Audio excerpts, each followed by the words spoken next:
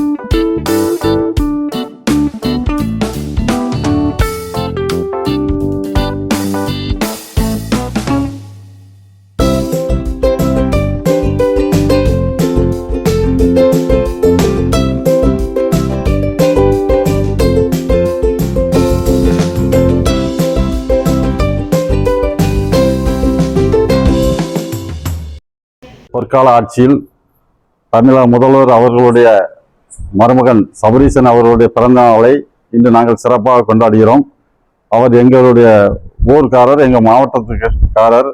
அவருடைய பிறந்த நாளை நாங்கள் ஏழை எளிய மாணவர்களுக்கு, மாற்றுத்திறனாளிகளுக்கு இனிப்புடன் கூடிய அசைவ விருந்து வழங்கி மகிழ்ச்சியுடன் கொண்டாடி கொண்டிருக்கிறோம்.